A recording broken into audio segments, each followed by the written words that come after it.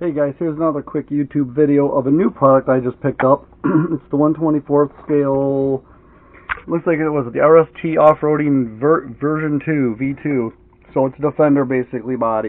But I found out one problem with it. Believe it or not, they made one mistake when they designed this thing.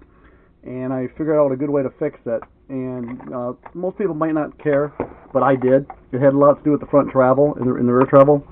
The rear has a ton of travel from the factory, which is fine. A lot of articulation.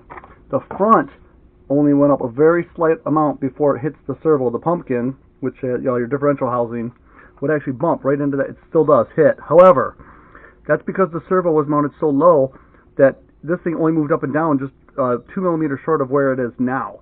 What I did was super simple. It doesn't even affect the bump steer or anything.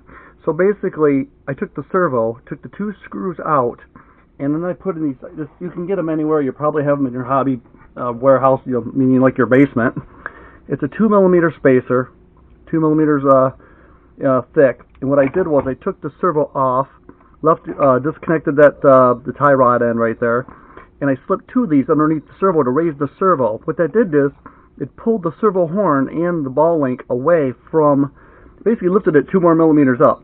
So now I actually gained 2 millimeters of linear travel, because when you buy them new and you push down, they only go about that far. That's it.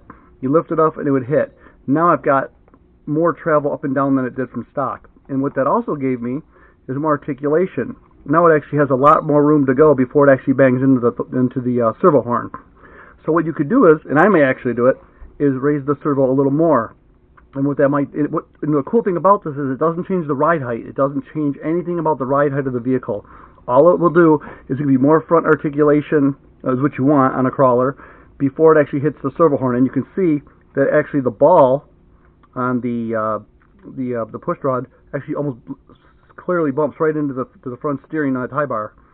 So it used to be right about there, and you had that much travel to go. Well, I made it. Well, now it's slightly on an angle. They were parallel to begin with, but that slight angle does not give it any extra weird bump steer or anything. You'll never notice it. So you could actually go higher. So it's a free fix.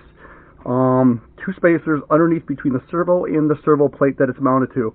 Just pull it off, put 2 little washers like I did, little black, tiny little washers here, little plastic things, and then screw it back down, reconnect your ball thing if you have to. You don't have to take it off. I did to make it easier, but that actually gave me more articulation and more travel for free, but it kept the ride height the same. So basically, it's just a freebie, and I think it gives it a lot more travel than it did from factory. Because when I pushed on it when I first got it, it barely went down at all. Nothing like the back. So there's room for improvement. That's free. Just a quick video to let you know how it works.